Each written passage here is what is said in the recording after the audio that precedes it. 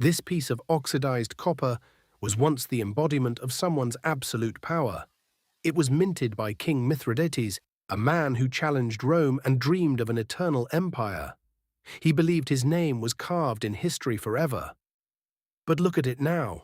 Nature and time have simply erased his ambitions, turning a symbol of greatness into a shapeless stone buried in the dust. It is a reminder to us all. In the end, the material world takes back everything we claim as ours.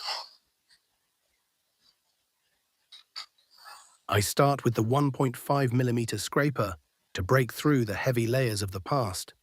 Moving to point 3, as we approach the delicate surface of the soul. And finally, point 2. This is where patience meets the eternal.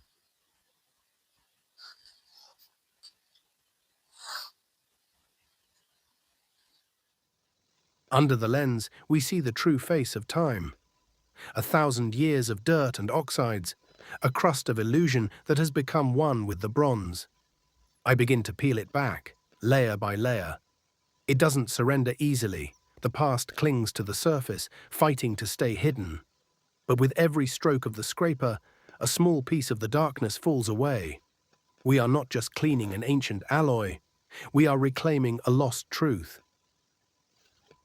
Why the Medusa?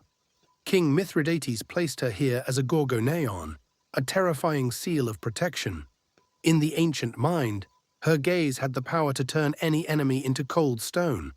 She was the ultimate shield, the Aegis, an image designed to strike fear and paralyze the hearts of those who dared to challenge the king.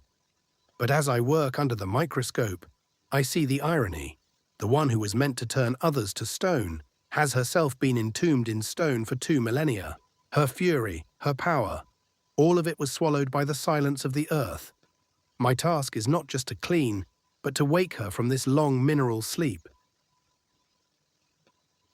The story of Medusa begins not with a monster, but with a dazzling, almost celestial beauty. She was a mortal maiden, a priestess whose hair was so magnificent it rivaled the very radiance of the gods. But in the cold world of Olympus, such beauty is often a dangerous gift. Poseidon, the god of the seas and eternal rival of Athena, chose Medusa not only for her beauty, but to strike at the very heart of the goddess of wisdom. He took Medusa by force right upon the steps of Athena's sacred temple, turning a sanctuary into a place of chaos and humiliation. For a god, it was merely a game of power and revenge. But for Medusa, it was the end of her humanity. The tragedy lies in this. Athena, unable to punish a fellow god, turned her wrath upon the one who was vulnerable. In a moment of divine fury, she transformed those beautiful flowing tresses into a nest of hissing serpents, and turned Medusa's gaze into a curse that brought only death. Thus, purity was twisted into horror, and a living soul was entombed in a body of stone. But the story doesn't end with a trophy on a shield. There is a deeper mystery, a paradox that the ancients understood well. When Athena placed the head of Medusa upon her Aegis, she didn't just display a defeated enemy.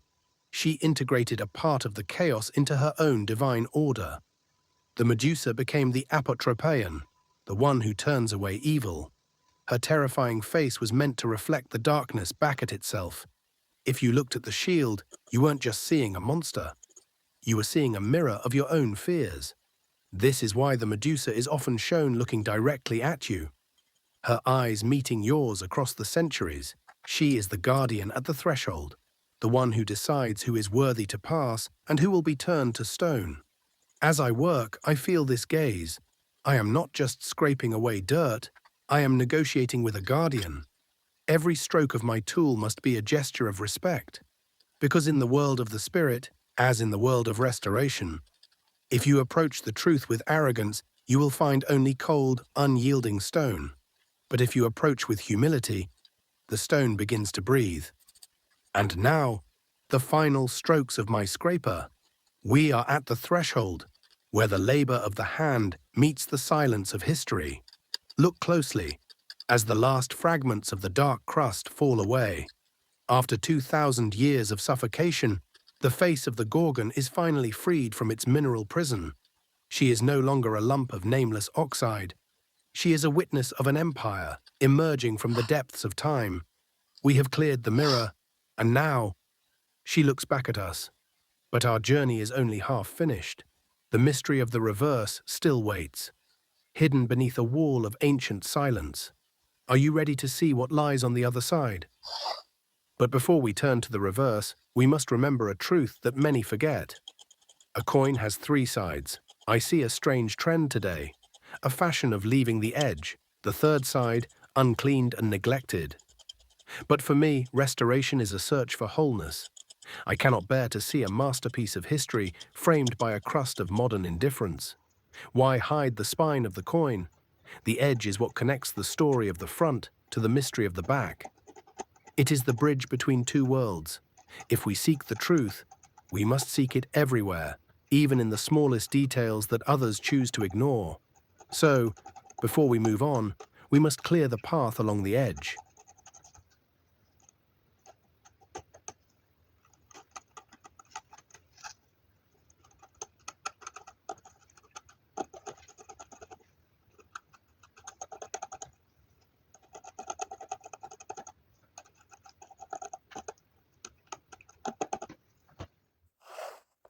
Now that the Gorgon and the edge are restored to their former dignity, we can finally turn to the mystery hidden on the reverse. But look at this, a wall of ancient silence. 1,000 years of dirt and stubborn oxides have completely swallowed the image on this side. It is a total eclipse of history. To the untrained eye, it is just a shapeless lump of stone. But I know that something is breathing beneath this crust. Somewhere in this darkness, a forgotten deity or a symbol of victory is waiting for the first touch of my scraper.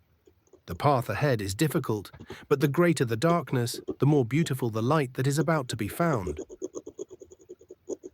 As I make the first cautious movements across this wall of oxide, let's play a game with history. What is hiding beneath this shroud? Mithridates VI, the great Eupator, was a master of propaganda. His coins weren't just money, they were messages to the world. Perhaps we will find the Pegasus, the winged horse drinking from a sacred spring, a symbol of his supposed ancestors, the Persian kings. It would be a sign of his celestial ambitions. Or maybe we will see the stag, the grazing deer, representing the wild beauty of his kingdom and his connection to the Greek gods. But there are other possibilities. Could it be the quiver and the bow, the weapons of Heracles, whom Mithridates claimed to embody? It would be a reminder of his never-ending war with Rome. Or perhaps we are looking at victory herself, Nike, holding a wreath and a palm branch, walking through the centuries to announce a triumph that has long been forgotten by men. The weight of the dirt is heavy, and the bronze is silent. Every stroke of my scraper is like a question asked of the past. Each flake of oxide we remove brings us closer to the answer.